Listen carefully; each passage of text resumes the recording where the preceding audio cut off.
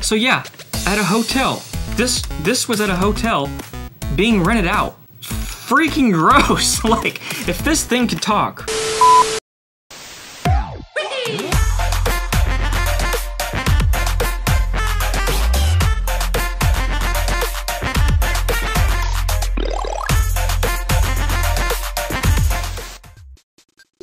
Known as Nintendo's biggest failed product, the Nintendo Virtual Boy. It came from the third dimension with its own brain.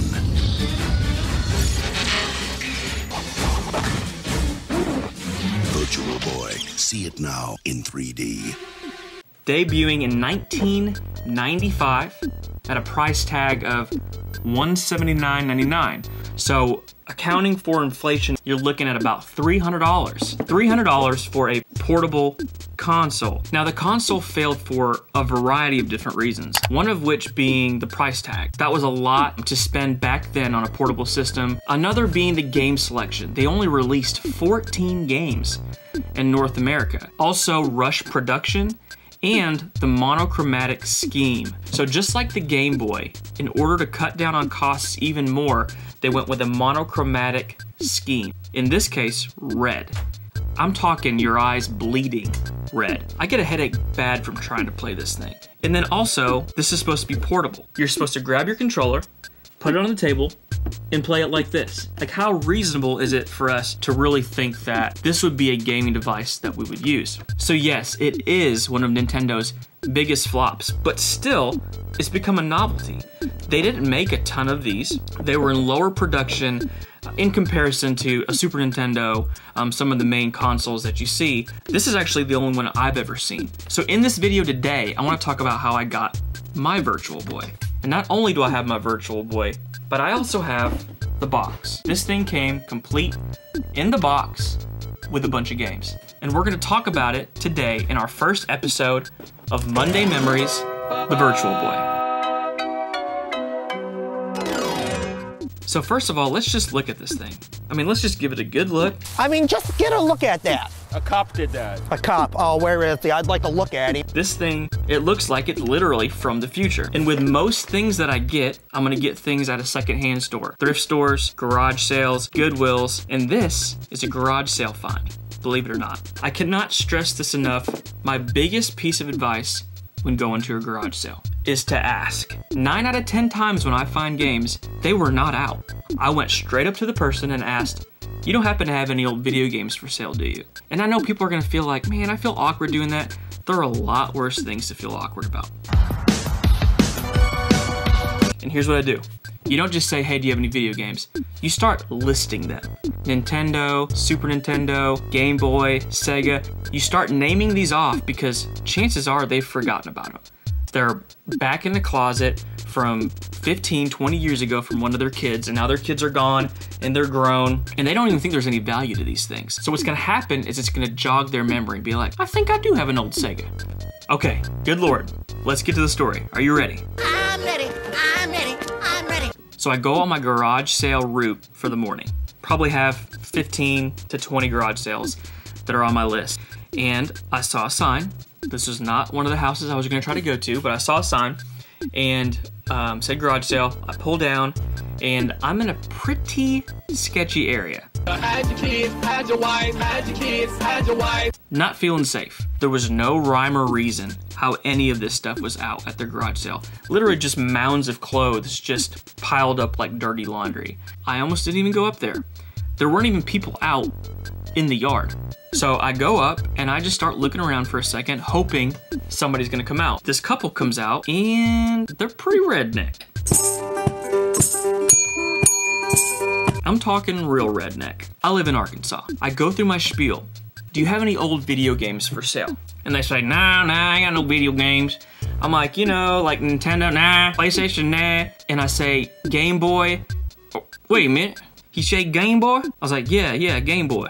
He goes, we got any of them Game Boys? And she goes, a what? Game Boy. Huh? A boy. Yeah, we got one of them boys. Game Boy? No, we got one of them Virtual Boys. And I'm like, a what? We got a Virtual Boy. What does it look like?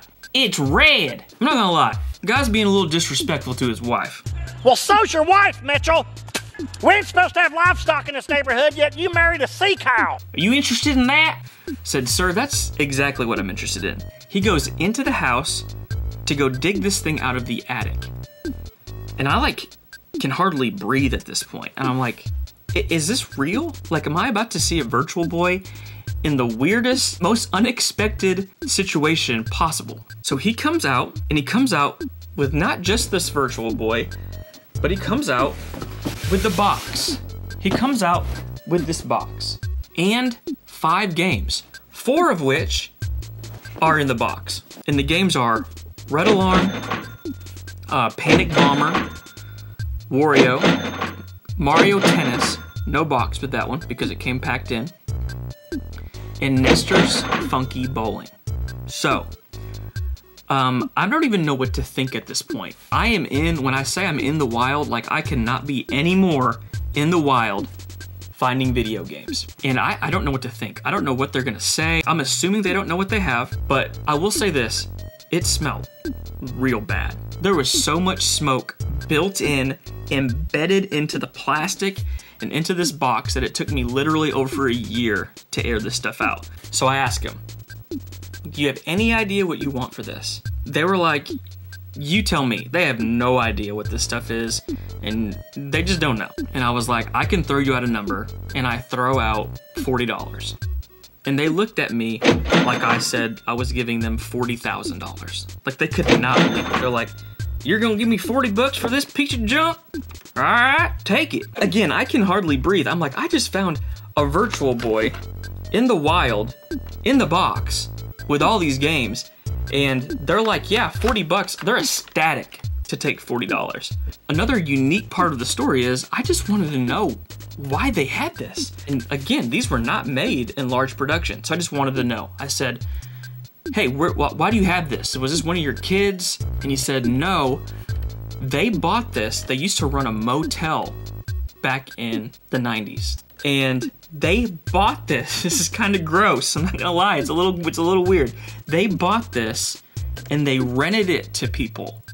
Like when they stayed at their motel, they had the option to rent this thing out. Hey, glad y'all are staying here. You want to rent a Virtual Boy?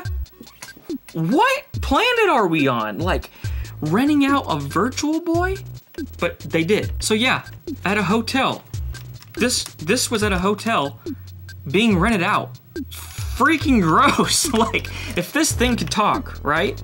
Now, I have prayed over this thing and it is redeemed in Jesus' name. Well, that's it, boys. I've been redeemed. But yeah, a Virtual Boy in the most unexpected place ever. So that's the moral of the story. You've got to go and you've got to ask. You never, ever know what people are going to have. So, did you grow up with a Virtual Boy?